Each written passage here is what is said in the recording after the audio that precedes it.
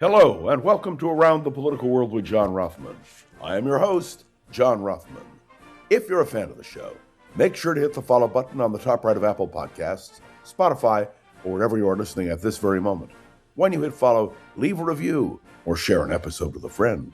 It helps other people discover the show, keeps us going. As I like to point out each and every day, it expands our base. On this Monday, there is so much news to report. So many issues. But let's begin with American politics. The senator from Louisiana, Bill Cassidy, who has been the most vigorous critic of Donald Trump on many levels, including his vote for an article of impeachment over January 6th attack on the U.S. Capitol, he voted to convict Trump, has been eliminated. There was a primary, and he came in third. And so Senator Bill Cassidy will no longer be a member of the United States Senate after January. And I point this out because what Donald Trump has done is to purge anyone who opposes him. And we are seeing that in election after election.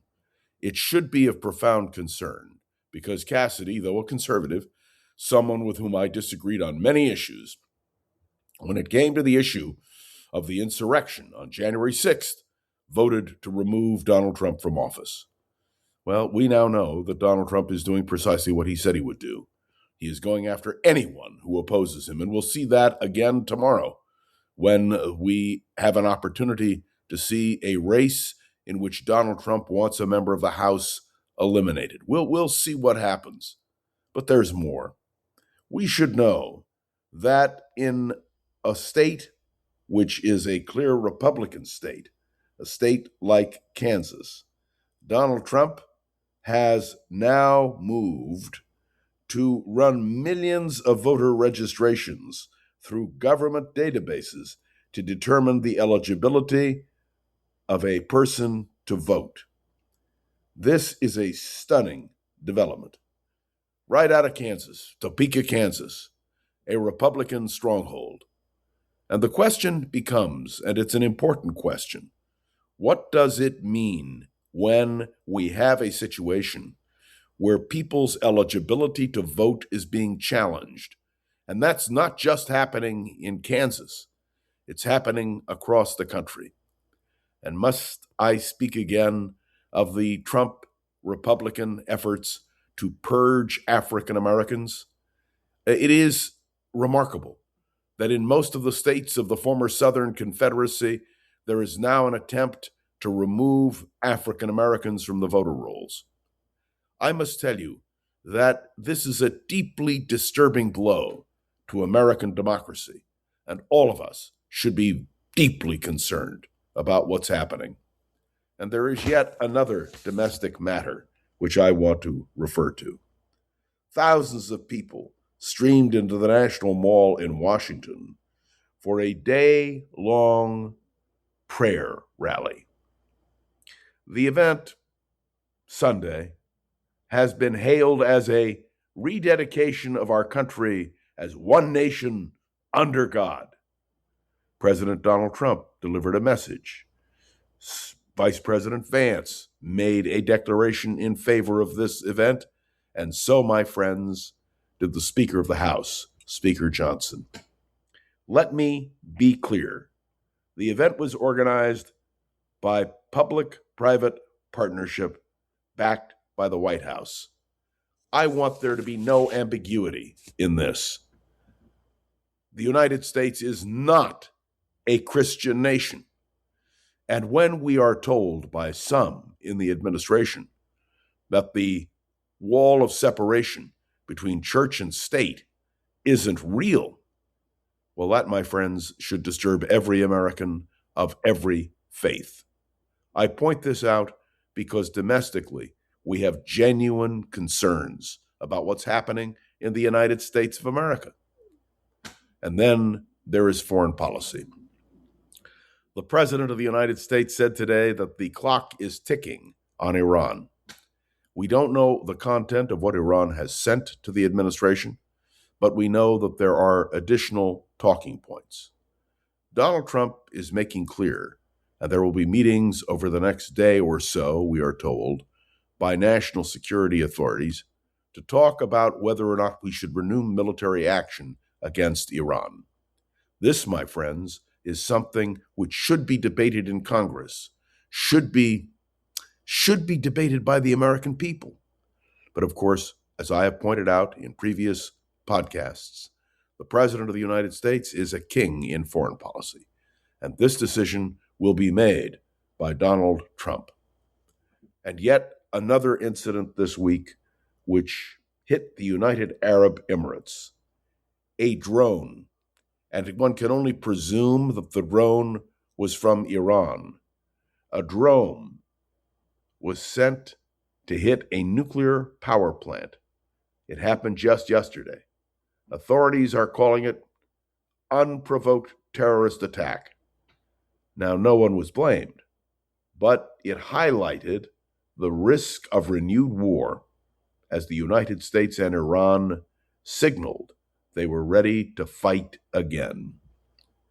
Can you imagine a drone hitting a nuclear site in the United Arab Emirates? This is very disturbing. And all of us should be aware that the attack, whether carried out by the principal action or through one of the probes or proxies, represented a dangerous escalation. That is what the United Arab Emirates are saying. This is a power plant brought to the UAE with the help of South Korea. It went online in 2020. It is the only nuclear power plant in the Arab world and can provide a quarter of the energy needed by the UAE, a federation, I would remind you, of 7 sheikdoms which are housed in Dubai. My friends, this is something which should concern everyone in the world. This is not a narrow issue. This is an issue which needs to be understood clearly and precisely. And it should be a major issue as Donald Trump considers whether to launch new challenges against Iran. I don't want there to be any ambiguity. I believe that Iran is a danger, an existential threat. And the question now is, how do we contain it? And I think the way to do it is by international intervention. The idea that Donald Trump may unilaterally intervene is something that should disturb us all. And while all of this is going on, the concept of people calling us to rededicate to Christian teachings, a Christian prayer gathering, which I just spoke about, the religion and politics being mixed together disturbs me, as it should. Thomas Jefferson articulated a wall between separation of church and state. It is a wall which the Trump administration would clearly like to breach. This is something which mixes religion and politics in a volatile part of the world. And that, to me, is something else we should consider. If we resume the actions against Iran, where Donald Trump told us we had obliterated any nuclear capability, if we resume those actions, I think it raises serious questions about who we are and how we are going to proceed. But I want to speak for a moment about the thing that really disturbs me, and that is the absence of action by Congress. This country was not constructed with the view that a chief executive should have unlimited power.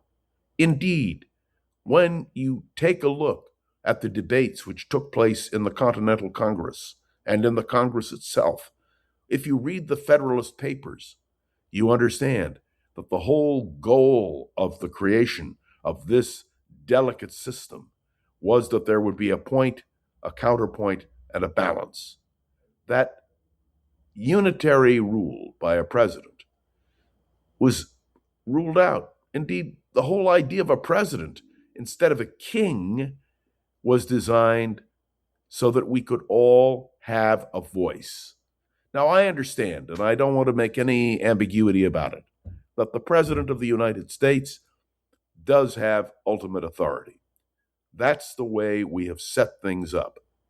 But it requires something else, a real trust in the President of the United States.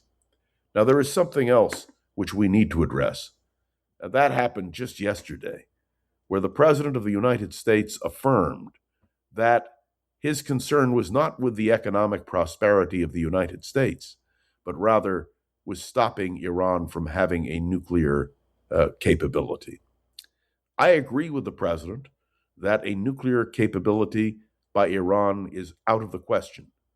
But to say that our concerns about the prosperity of this country are secondary simply doesn't make sense to me. It is as if the President of the United States is saying there is only one thing we can do objectively. No, that's not the way America is set up, Mr. President. We can deal with a variety of issues at the same time. And take a look at the polls. The polls show that the President is sinking rapidly, that people do not trust the President on the economy.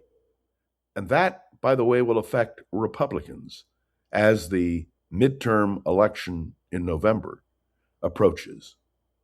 There are a lot of things to consider with Donald Trump. There is no doubt about it. But the economy is one of them. I was at an event yesterday, and someone asked me the question, who was it who said, "It's the economy, stupid"? And of course, it was James Carville, the Democratic strategist. And the year was 1992. And the economy is still key.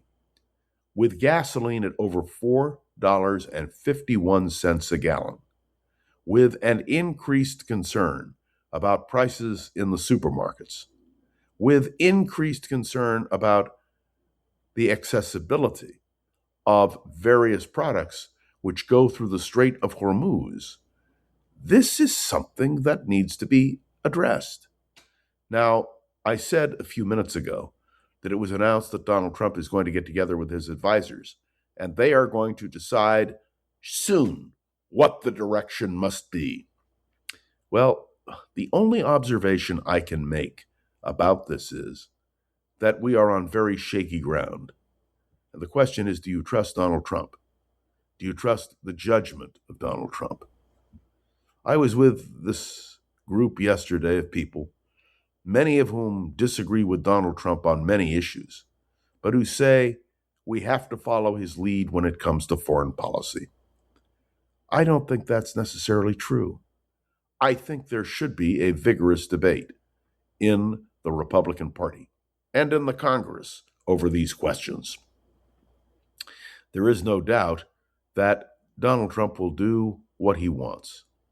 It is also clear that he will be backed by the Republican Party, whatever choice he makes.